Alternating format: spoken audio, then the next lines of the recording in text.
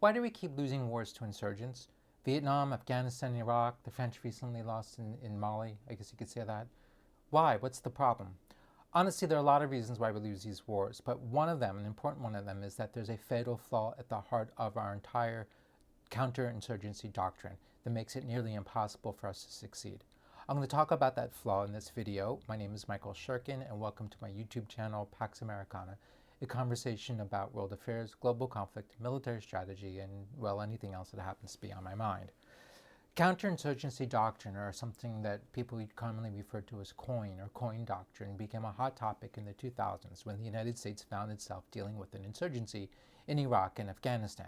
And at that time, people at the Pentagon and throughout the U.S. military and D.C. think tanks, they dusted off all of these Vietnam-era doctrines, and some of them even went further back than that. So, for instance, General David Petraeus, who was the American commander who led the effort in the 2000s to try to revamp and retool and do this whole software reboot on the American Army to turn it into a counterinsurgency force. He published something called FM 3-24, Counterinsurgency, which is an Army field manual, and he published this in 2006. 3-24 is nothing more, nothing less than a reworking of the ideas of Colonel David Gula, who was a French officer who served in Algeria, and who wrote 2 books about his experience for the RAND Corporation. So this sounds good, right? Because Gula is a really smart guy, and French coin doctrine, classic French coin doctrine, also is the work of really smart guys, and some of them, frankly, are really badass. And you've got guys like Maréchal Lyoté, not this book in particular, but this dude, right? Or Roger Trinquier, he's a big deal. Bijard, I need to find a photo of him. General Hogar, these are really, really smart guys, right? They did really good work, so this should be good.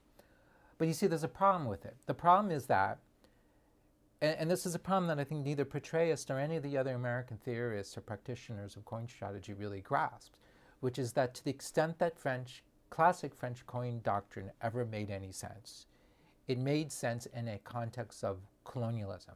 It's a colonial war. Nowadays, we live in a post-colonial world. The difference is profound.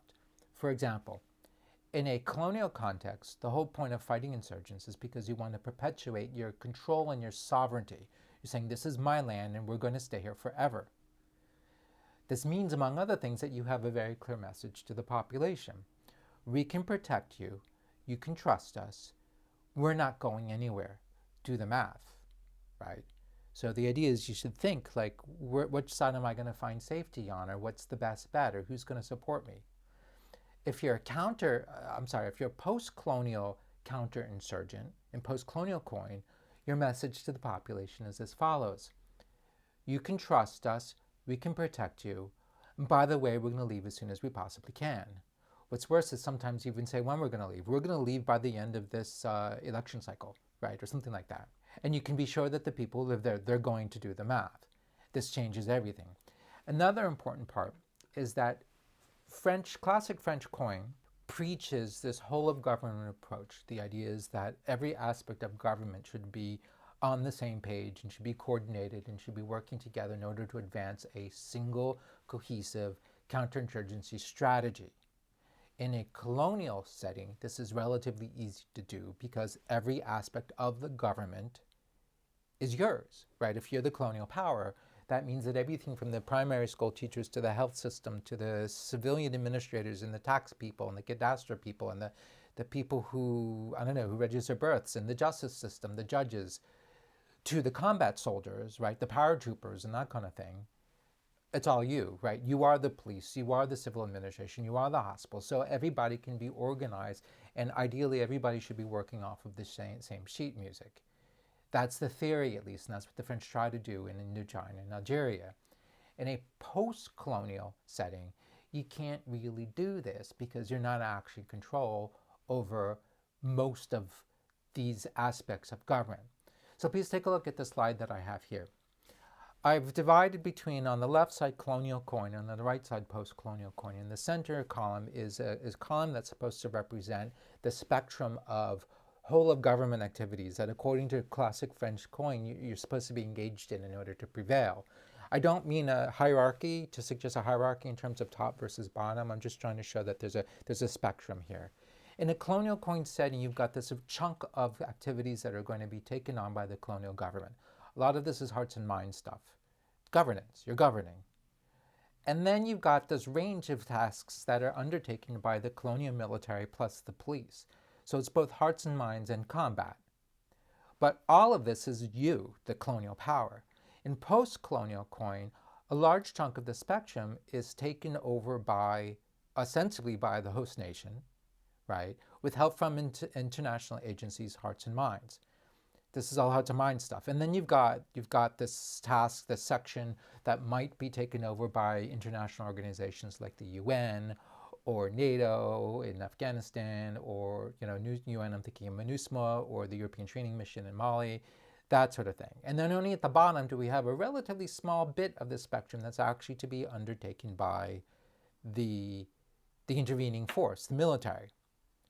So this is really interesting because most of the work, therefore, is going to be done ideally by the host nation. But this raises an interesting set of questions. What if the host nation doesn't want to? What if the host nation can't? What if the host nation simply has a different political agenda, right? What if you're simply not reading from the same sheet of music as the host nation? What if they're too incompetent? What if they're too corrupt? What if they just, again, they have a different agenda? They want to achieve different things. Then you're in a jam. Because ultimately, according to this theory, you need to be doing all this stuff in order to prevail. But if the people responsible for doing most of this spectrum are going in a different direction or not doing anything at all, you're going to fail. Now, one of the interesting things is that as far as I know, as far as I'm aware, the most recent French doctrinal publication on counterinsurgency dates to 2013. And this document is the one French document that I've seen that finally takes this difference to heart.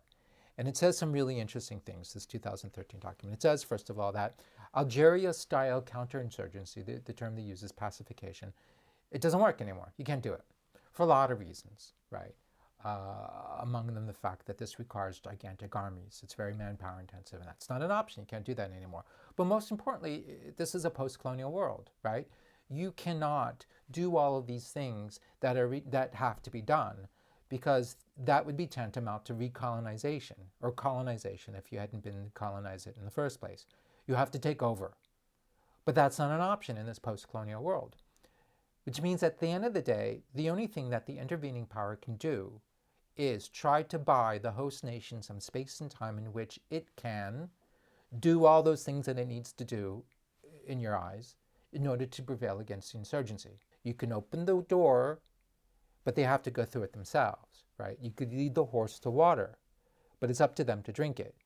Now, of course, again, this presupposes all sorts of things. It presupposes that you're on the same page as the host nation, or this is the water the horse wants, or I don't know what. But it means that success in this context ultimately depends on people other than yourselves, you being the intervening power.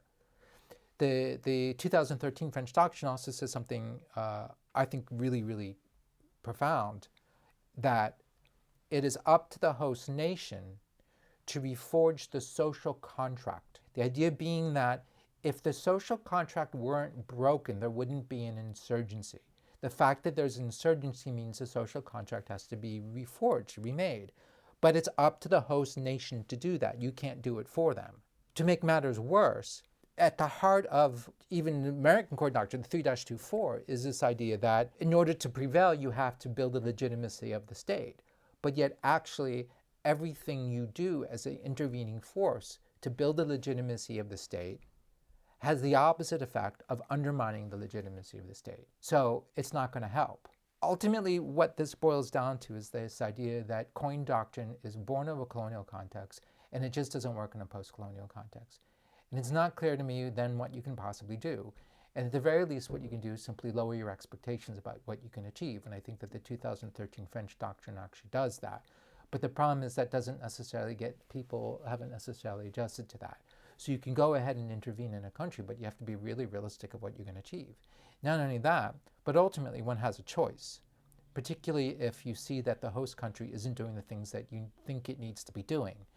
You can either take over, that's always an option, or frankly leave. because otherwise you're just wasting your time.